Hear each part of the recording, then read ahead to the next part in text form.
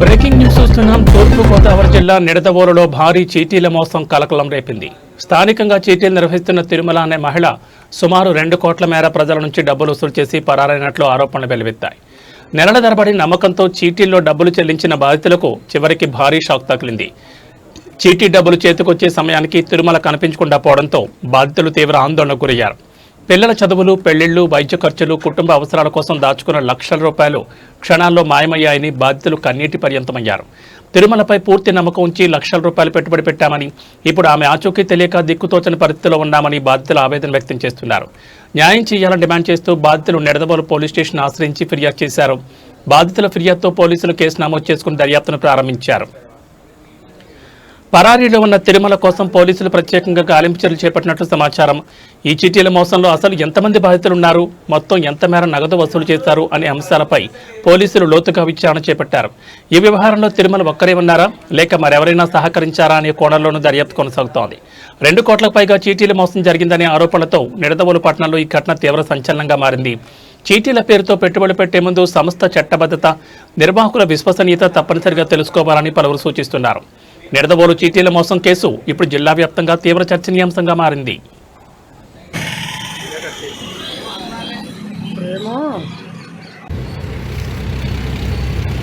పోరాడు లక్ష్మి అండి. చీట్లు వేసాను. 20 సంవత్సరాలు బట్టి నమ్మకంగా చేయించుకుంది. వేసుకుని డబ్బులు ఇవ్వలేదు, ఎగదొబ్బేసింది. అయిపోయి ఎత్తేసి వెళ్ళిపోయిందండి. మెయిన్ కారణం అంతా కూడా అల్లుడు పెద్దల్లుడు చేసి నడిపిస్తున్నాడు కథ అంతా. ఆడు దాచేశాడు. తీసుకొస్తే డబ్బులు ఇస్తామంటున్నాడు. మేము ఏ రకంగా తీసుకొస్తామో చెప్పండి ఒకసారి. మీరు న్యాయం చేస్తారని పోలీస్ స్టేషన్ 3 రోజులు బట్టి తిరుగుతున్నాం. తిరుమల అండి ఆవిడ పేరు తిరుమల అండి. తిరుమల అండి ఆవిడ పేరు. అల్లుడికి అంతా తెలుసు. తీసుకెళ్ళి దాచేసి మమ్మల్ని మోసం చేశారు. ఇప్పుడు ఆవిడని తీసుకొస్తే డబ్బులు ఇస్తామంటున్నాడు. మేము ఏ రకంగా తీసుకొస్తామండి? ఆవిడ తీసుకెళ్ళి దాచేస్తే అదేండి మాకు న్యాయం చేస్తారని పోలీస్ స్టేషన్కి వచ్చాం. మీరు ఎంతవరకు న్యాయం ఒకసారి చూసుకొని మాట్లాడండి. మరి తినక టిఫిన్ వేసుకొని బతికి రెక్కల మీద బతుకు వాళ్ళ ఇంట్లో అంట్లు తోముకొని పాస్మాని చేసుకొని కష్టపడి కట్టాం. సీట్లు అయితే పాడుకోలేదండి. చేతి డబ్బులు కూడా తీసుకొని ఇస్తానని శుక్రవారం కూడా దాకా కూడా మా ఆయనతో చెప్పాను, మా పిల్లలతో చెప్పాను. ఆస్తి ఉంది, అమ్మేస్తాను, పొలం ఉంది, ఇల్లు ఉంది, అన్నీ ఉన్నాయి, అమ్మేసి ఇస్తానని చెప్పింది. ఇవ్వకంటే అయిపోయి ఎత్తేసింది. ఇదండి 20 సంవత్సరాలు బట్టండి. రాసిన పుస్తకాలు అన్నీ కూడా మా దగ్గర ఉన్నాయండి, డేట్లతో సహా కూడా. 10వ తారీఖు వచ్చేటప్పటికి మొత్తం డబ్బులంతా పట్టుకుని వెళ్ళిపోయింది. 2 రోజులు లేట్ అయినా సరే అసలు ఊరుకుండేది కాదు. పుస్తకాలు కూడా మా దగ్గర ఉన్నాయి. 20 సంవత్సరాలు బట్టి చేస్తున్నాం అండి. ఇప్పుడు దాకా చీట్లు కట్టిన మొత్తం టోటల్ అమౌంట్ ఎంతమ్మా? ఇప్పుడు దాకా ఎంతమంది మోసపోయారు, ఎంత అమౌంట్ ఉంటుంది? మొత్తం 50 మంది వరకు ఉన్నామండి. అందరికీ కూడా 5 లక్షలు 10 లక్షలు ఆ చేతప్పుడు కూడా తీసుకుందండి. తీసుకున్న డబ్బులు కూడా ఇవ్వలేదండి. ఇది పరిష్కారం. నా పేరు కుమారి అండి. చీట్లు వేసిన వాడు పేరు తిరుమల అండి. మెరకలపల్లి తిరుమల అండి. నేను 4 చీట్లు వేసాను. నేను 2 సంవత్సరాల చీట్లు. ఒక చీటీ పాడాను మన 1వ తారీఖుని. 20వ తారీఖున తెచ్చిస్తానంది. నాకు శుక్రవారం వచ్చి ఆదివారం తెచ్చిస్తే వెళ్ళిపోతానమ్మా అని అందండి. శుక్రవారం 11ంటికి మా ఇంటికి వచ్చి అన్ని లెక్కలన్నీ వేసిందండి. నేనైతే 3 చీట్లు కూడా పాడలేదండి. ఇంకా 7 చీట్లు ఉన్నాయి. 13 చీట్లు కట్టానండి. నా పిల్ల పెళ్లి కానీ దాచుకున్నానండి. నన్నేమో నాశనం చేసి వెళ్ళిందండి. నాకు మీరు ఎలా అయినా న్యాయం చేయాలి. పోలీస్ స్టేషన్ చుట్టూ నిన్నటి నుంచి మేము తిండి తిప్పలేక తిరుగుతున్నాం. ఇప్పుడు ఎలా న్యాయం చేయాలండి? వాళ్ళు ఇప్పుడు వచ్చి ఎస్ఐ గారు మాకు ఇది అవ్వలేదు. అందుకని మీడియాకి వచ్చామండి మేము. నా పేరు దానమ్మ అండి. 8 సంవత్సరాల నుంచి నేను చీట్లు వేస్తున్నానండి.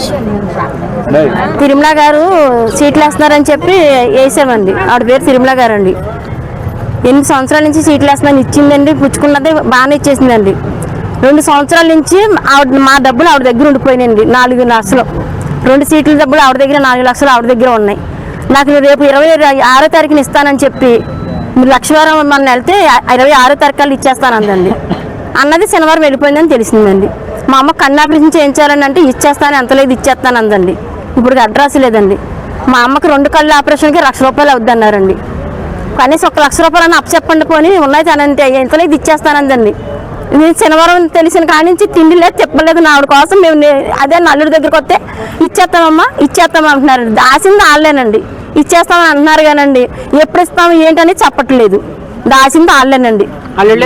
కొడుకుల కూతుర్లకి అల్లుడికి తప్పించి ఎవరికి పెట్టుకోలేదండి. వాళ్ళు మాకు తెలియదు అంటున్నారండి. మీరు ఈ రొబ్బంది ఎవరికి ఎట్టిందండి? మరి ఏం చేసింది? కూతుర్లు తినకపోయి అల్లులు తినకపోయి ఈ రూపాయి అంతా ఎవరికి ఎట్టిందండి? 50 మంది 70 మంది చీట్లు కట్టిన 4 లక్షలు నేడుతున్నారు. ఇక్కడ ఎవరికి డబ్బులు ఇవ్వలేదండి, ఎవరికి పాటలు ఇవ్వలేదండి. దొంగతనంగా ఫోన్లు చేసి చీటీ పాడేసారని అబద్ధాలు ఆడేది ఫోన్ల ద్వారాగానే నమ్మి మేము వేసామండి. ఇక్కడ 20 సంవత్సరాల నుంచి కట్టిన వాళ్ళు ఉన్నారు, నేను 8 సంవత్సరాల నుంచి కడుతున్నానండి. మమ్మల్ని ఈసారి ఎలా దెబ్బ చేసేసింది. మాకు 4 లక్షల డబ్బులు వస్తాయండి ఆవిడ దగ్గర నుంచి. మాకు న్యాయం చేయండి. మా అమ్మ కన్నాపరం చేయించాలి. మా అమ్మకు తెలిస్తే నన్ను బతకనివ్వదు. ఏం చేస్తారని ఈడే ముందుకు వచ్చి బతిమాలుకుంటున్నానండి. మా డబ్బులు మాకు ఇప్పించండి. ఏం చేయాలో కూడా మాకు తెలియట్లేదండి. దిక్కుదేమని లేకపోతే కూలి పనులు చేసుకుని ఏదో అక్కడికి వస్తుంది జగనిచ్చి ఇల్లు బాగా చేసుకుందామని కడుపు కట్టుకున్న అడుగు దగ్గరెట్టామండి. మమ్మల్ని ఇలా దెబ్బ చేసింది. మా బాధ అర్థం చేసుకుని మాకు న్యాయం చేయండి. ఎవరికి చెప్పుకోలే కూడా తెలియట్లేదు మా బాధ. ఎవరికి చెప్పినా ఎవరు అడిగించట్లేదండి. మమ్మల్ని అర్థం చేసుకుని మా బాధ కదా చూడండి. 4 లక్షల రూపాయలు మా అమ్మకు కన్నాపరేషన్ చేయించాలండి. ఏం చేయాలో తెలియట్లేదు. అది తెలిస్తే నన్ను ఏం చేస్తాను. నా కన్నట్లు ఏమైపోతుందని బాధగా ఉందండి. దయచేసి మా డబ్బులు మాకు ఇప్పించండి. మా డబ్బులు మాకు ఇప్పించండి. మా అమ్మ కన్నాపరేషన్ చేయించుకోవాలండి. 1 లక్ష రూపాయలు అవుతాయండి. మొన్న తనుగులో చేయించామండి. చెవు ఆపరేషన్కి 40,000 అయినాయి. ఇప్పుడు చెవు ఆపరేషన్ అయిపోయింది. మీరు కన్నాపరేషన్ చేయించాలి. ఆవిడ కూడా తెలుసు ఇచ్చేస్తానన్నదండి. ఇవ్వలేదు. 22వ తారీఖు అంటే కాదు 26వ తారీఖు ఇస్తానంది. ఏం చెయ్యాలో తెలియట్లేదండి. వచ్చి వెళ్తున్నాను, పిచ్చిదల్లా తిరుగుతున్నాను. నాకు న్యాయం చెయ్యండి. నా పేరు అంజమ్మ అండి. నేను ఎన్టీఆర్ స్కూల్లో పనిచేస్తానండి. అక్కడ వంట కూడా చేస్తానండి. నేను 3 సంవత్సరాల నుంచి వేస్తున్నానండి. సీట్లు వేస్తుంటే ఇచ్చేస్తుందండి. దగ్గర 50,000 వేస్తుంటే 2 సార్లు వేసానండి. 2 సార్లు బాగానే ఇచ్చేసిందండి.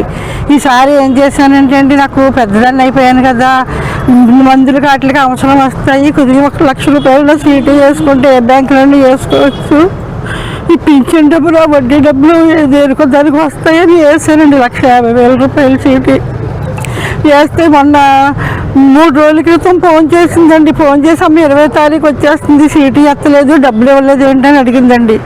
అడిగితే ఇంకా డబ్బులు అందలేదమ్మా, అందగానే ఇచ్చేస్తానమ్మా, కంగారు పడకని చెప్పానండి. శుక్రవారం నాడు పొద్దునే ఫోన్ చేసిందండి, నాకు డబ్బులు ఇవ్వలేదు ఏంటమ్మా, సీటు ఎత్తాలి కదా అని. ఇస్తానమ్మా, నేను ఇంకా డబ్బులు రాలేదు, జీతం రాలేదమ్మా, వచ్చాక ఇస్తాను అని చెప్పానండి. ప్రతి నెల అలా చెప్తుందండి. నేనేమో డబ్బులు పట్టుకెళ్ళి ఇచ్చేస్తున్నాను, కానీ నేను అడుగుతలేదు. మొన్న సీటీ పాడతానమ్మా అంటే, ఇప్పుడు అప్పుడే ఎందుకండి, మీకు ఖర్చులు లేవు కదా, బ్యాంకులో వేసుకుంటే అంటున్నారు కదా, అప్పుడే ఎందుకమ్మా పాడొద్దులే, లాస్ట్ని తీసుకుంది కానీ అని చెప్పిందండి. సరేలే అయితే అని చెప్పేసి నేను అనుకున్నానండి. కానీ ఇంత ఇదవుతుందని అనుకోలేదండి అసలు.